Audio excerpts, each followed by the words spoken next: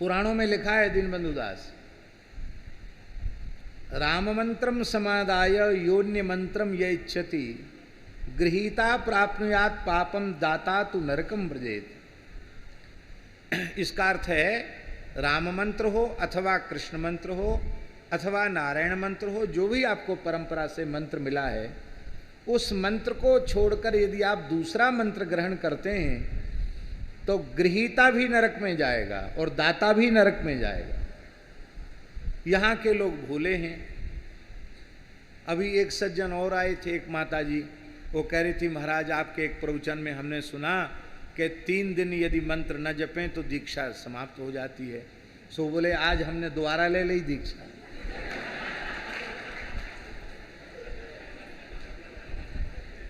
बोले अब जब तक जिए तब तक माला फेरें। भैया ये बात इसलिए थोड़ी कह दी कि आप दोबारा त्योहारा दीक्षा ले लो, हैं? बहुत से लोग कहते महाराज हमने बहुत बचपन में दीक्षा ली थी और अब हम दोबारा ले सकते हैं क्या? हम ये पूछ रहे हैं कि क्या आवश्यकता पड़ गई आपको दोबारा लेने की, ये बता दो पहले, क्या आवश्यकता पड़ गई?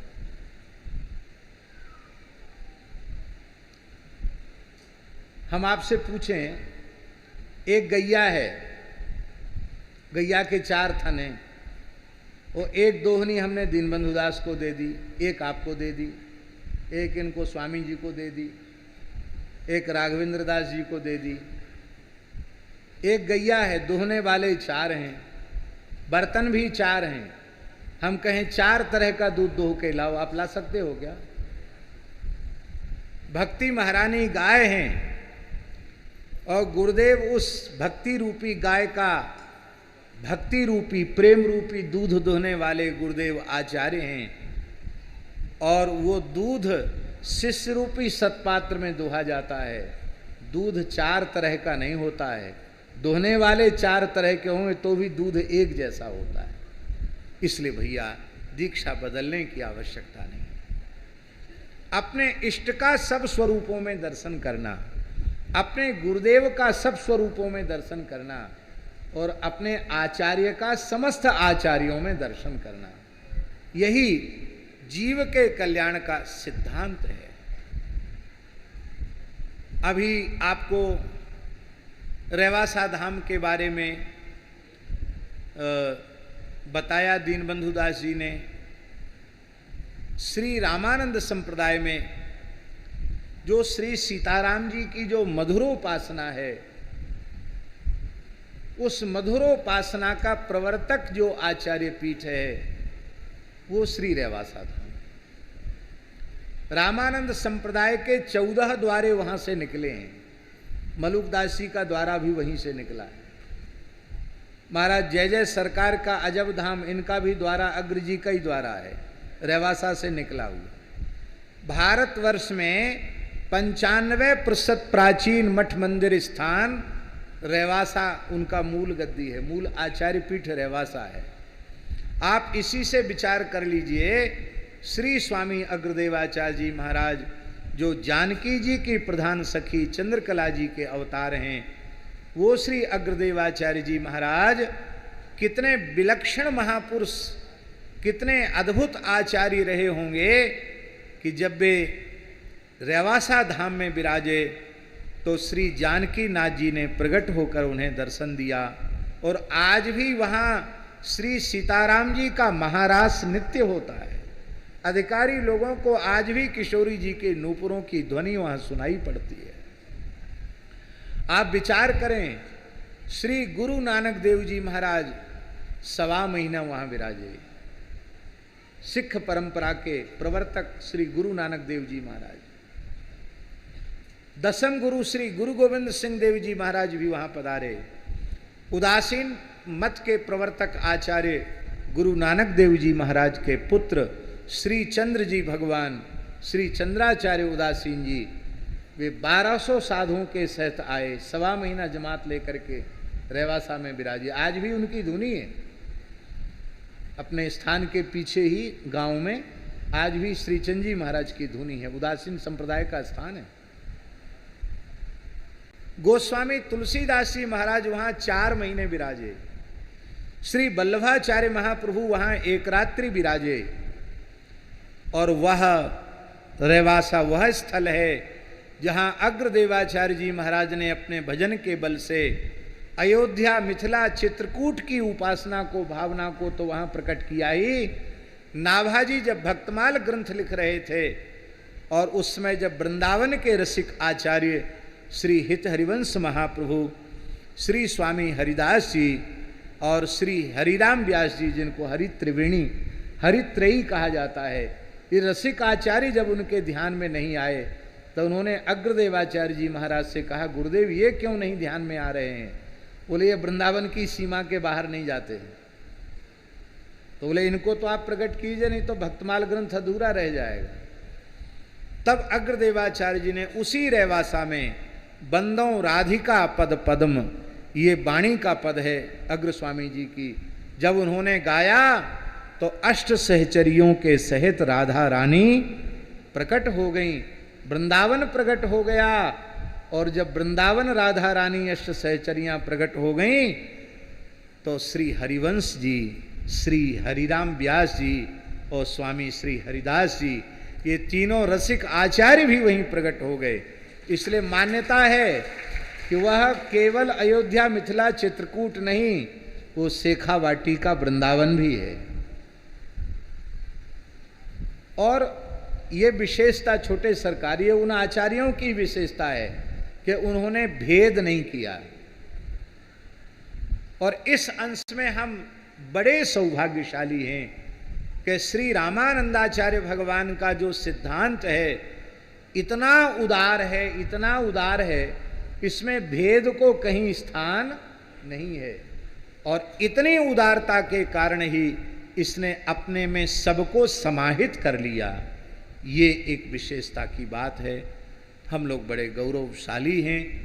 तो पहले तो हमारी गुरु पूर्णिमा मलुक पीठ में ही हुआ करती थी और आप सब वहीं पहुंचते थे, लेकिन अब रेवासा की एक मर्यादा है, वहाँ गांव के गांव उस क्षेत्र के सब आते हैं, आचार्य पीठ का दर्शन करने आते हैं।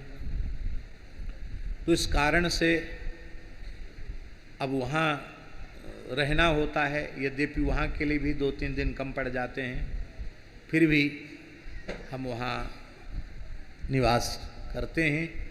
आप लोग भी जब अवसर मिले तो एक बार रेवासा धाम में जानकी नाथ जी का दर्शन करने जरूर आवें।